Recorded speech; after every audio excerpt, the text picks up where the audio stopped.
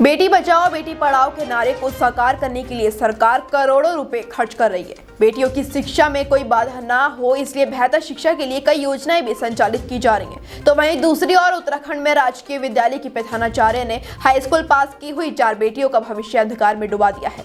मामला मंगलौर के राजकीय कन्या उच्चतम माध्यम विद्यालय का है। विद्यालय में अध्ययन कर रही मंगलौर की छात्राओं ने कक्षा 10 की परीक्षा पास की थी। आरोप है कि विद्यालय की प्रधानाचार्य ने कई छात्राओं की टीसी में लाल पेन से मारकर छात्रा के आचरण को दर्शाया गया है। प्रधानाचार्य ने आचरण में छात्रा का निराशाजनक विवरण दर्शाया है।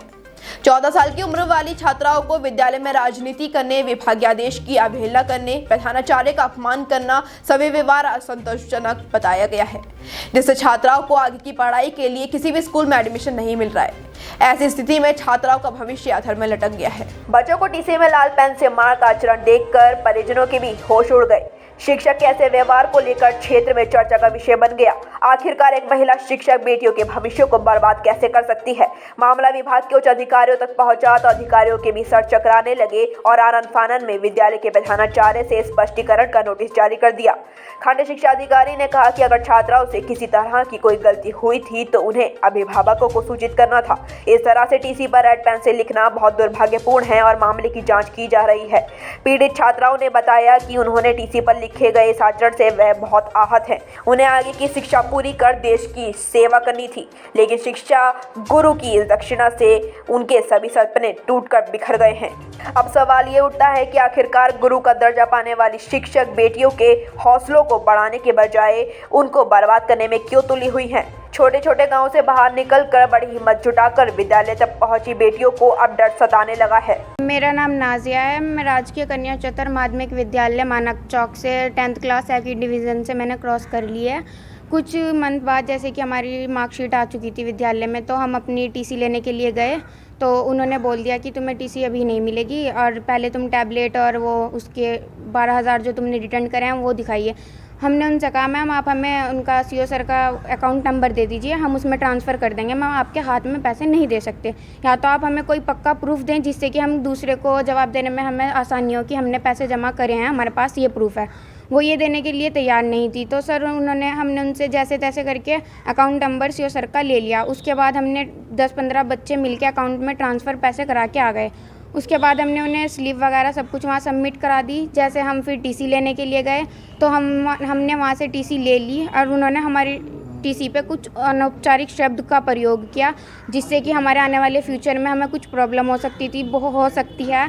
आगे एडमिशन लेने में भी काफ़ी प्रॉब्लम हो रही है। वो भी डर रहे हैं कि ऐसे बच्चे को हम अपने विद्यालय में नहीं ले सकते। ये हमारे बच्चे हैं, भतीजी हमारी है, ये राजकीय जूनियर हाई स्कूल मानक चौक में पढ़ते हैं।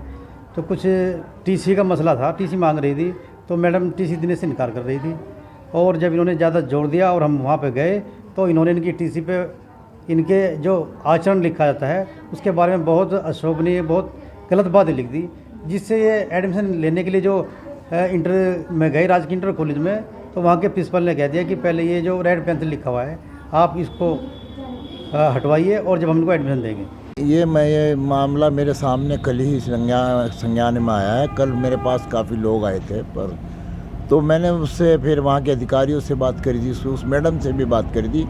मैंने कहा मैडम ये बताओ कि ये बच्चियाँ जो हैं 15, 12, 13 साल की जो आपने रेड पेन पे लिखा है तो बताने का कष्ट करें कि ये किन किन मामलों में इन्वॉल्व है, किन राजनीति से प्रभावित है। वो कह रही है कि उस पर लिखा हुआ है कि राजनीति से राजनीति करती हैं, जो है इस लायक नहीं है कि इन्हें पढ़ाया जा सके। ये प्रकरण जो है परसों जो है 4 बालिकाएं मेरे यहाँ कार्यालय में आई थी मेरे पे। उन्होंने बोला, उन्हें टीसियाँ दिखाई थी कि संबंधित प्रधानाध्यापिका राजकीय उच्चतर माध्यमिक विद्यालय मानक चौक द्वारा उनके चरित्र में कुछ रेड पेन से अंकित किया गया है, जिस पर उनको विरोध था कि ऐसा नहीं किया जाना चाहिए था।